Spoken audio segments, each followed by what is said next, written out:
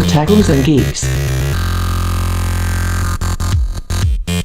Hey guys, welcome to otakusandgeeks.com. Justin here, and I'm welcoming you guys back to JLog. I haven't done JLog in a while. We have been busy upgrading the new site. As you can see, the Otakus and Geeks shirt, which will be out down the line. We have been doing so much things, so I haven't had time to actually sit down and give my views on certain things that's going on this week in Geek. So I'm going to get back to this as much as possible. So today I wanted to talk to you guys about the possibility of DC having a multiverse, which Jeff Johns hinted at. And of course, we got to talk about Marvel Phase 3. So I want to kick things off with Marvel Phase 3. Now, for those who have not heard, Marvel has recently released a recent film slate which will consist of Captain America Civil War. We have Doctor Strange, which was announced. We have Inhumans, Marvel, the Avengers Infinity Wars. We have Black Panther, Guardians of the Galaxy 2. We have another Thor movie coming out, and Captain Marvel. And man, I would have to say that Marvel has really hit a home run with the fact that they're actually going to be going with the Civil War storyline. This is probably, out of everything that was announced, this is the one I'm excited for the most. To see the conflict of Chris Evans, Captain America, and Robert Downey Jr.'s Iron Man going head to head over the Superhero Registration Act, I think is going to be phenomenal. You see the chemistry and the animosity between these guys in that one scene when in the first Avengers movie when Captain America is acting Iron Man, big man in the suit of armor. Take that off. What are you? And he says billionaire playboy philanthropist. And I think that was just to see that intensified with their views on what's going to happen in the Marvel Cinematic Universe. I think that's something I'm really mainly excited for. Really excited for Guardians of the Galaxy 2. Really want to see more of Thanos and how he's going to play into this, especially now that we've been told with the Infinity Wars. But I think they're actually going to go with the Infinity War Gauntlet storyline. They're just calling it Infinity Wars for a creative name because it's more catchy than the Infinity Gauntlet, I guess. But I'm really excited for this. But I definitely want to talk to you guys about the DC cinematic and TV universe possibly being a multiverse, which was hinted by Jeff Johns, who considers this a multiverse. Now, when I heard that, I just had a huge smile on my face because you can see it now. I just have a smile on my face because the possibilities of a multiverse is just phenomenal. It will actually make sense for what DC has always done. They've always been big on time travel, always been big with multiverses and different interpretations of their characters. That was the whole point of multiverse, so people can tell the stories that they wanted to tell by using the same characters, but just put them in separate universes. And I'm all for it. This is why we're going to have the TV verse and the cinematic universe. I consider the cinematic universe to be Earth 1, and I'm going to consider the TV universe to be Earth 2. Now, hear me out with this idea. Now, what if, and this is just what I would love to see. What if the past DC movies of the past, I'm talking about Tim Burton's Batman, I'm talking about the Christopher Reeve's Superman, or I should say Brandon Ross Superman. We have Christopher Nolan's Dark Knight trilogy. What if they were also included into the multiverse? So you're going to have Christian Bale come back, Michael Keaton come back, I guess, as the older Batman. Another older Batman that even Ben Affleck. See, Ben Affleck can be like middle-aged. Christian Bale can still be the young Batman. And Michael Keaton can be like, his universe, the Tim Burton universe, can be the new Batman Beyond.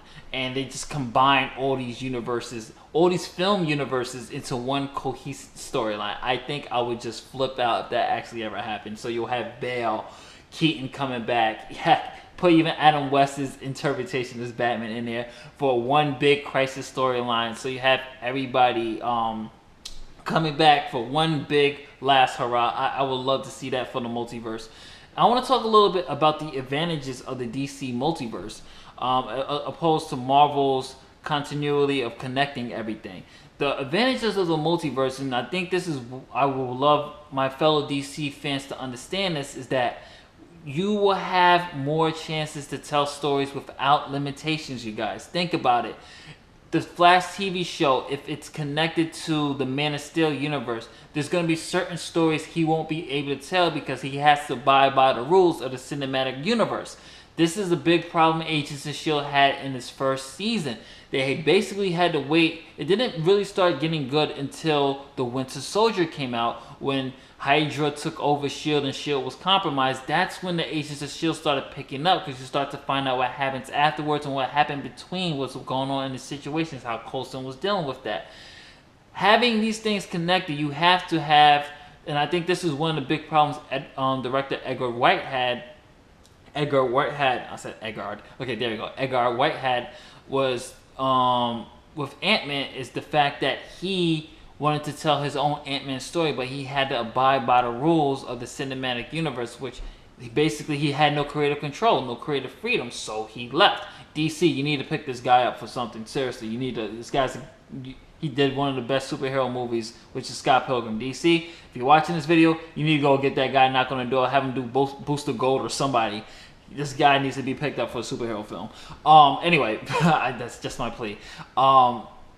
With what I was back to what I was saying, you have the chances to tell all these stories, so we can have Flash. First of all, the Flash is a key element to DC Universe. Both the cinematic Flash and the TV Flash are going to be the bridges to our multiverse and to a Crisis storyline. So if they actually do go with the Flashpoint storyline, we're going to see something really huge along the way. And I'm actually all for it, you guys. I'm really hoping that the multiverse is what Jeff John's saying, that down the line, he said if he feels that there's a good story behind it and they will connect certain TV shows to the cinematic universe, and we might actually have a Crisis story down the line. That's something I'm definitely looking forward to.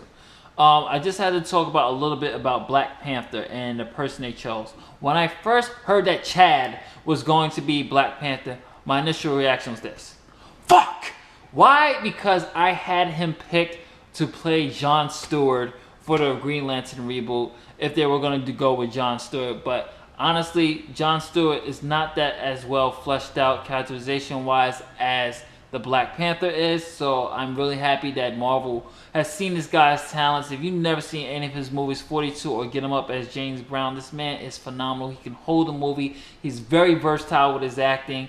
He shows so much range, you guys. He is going to be great as Black Panther. He's signed a 5-movie deal, 5-picture deal. I'm really, really excited for it. So, guys, what do you think about Marvel Phase 3? What do you think about the DC Multiverse? And what do you think what's going to happen? Does this mean endgame for DC if Batman vs. Superman Dawn of Justice fails? What would you like to see from the multiverse? What do you want to see next from Marvel? What do you hope to see from the Infinity Wars? And if rumors are true, if they're striking a deal with Sony and Fox, we might actually be seeing the X-Men and Spider-Man creeping up in this multiverse down the line for the Infinity Wars. So keep your fingers crossed. And guys, as always, remember, doesn't matter whether you're Marvel or you're DC, we are winning as comic book fans. Never in a million years did I think I'll be seeing all these movies coming out. This is definitely the golden age for superhero live action. Hopefully, we'll see this with anime if they get it together. Hopefully, we'll start to see America adapting anime properly, because they're killing it over there in Japan. But anyway, this is Justin from OtakusGeeks.com, signing off from JLog number 6. I'll catch you next week with another topic. Later days.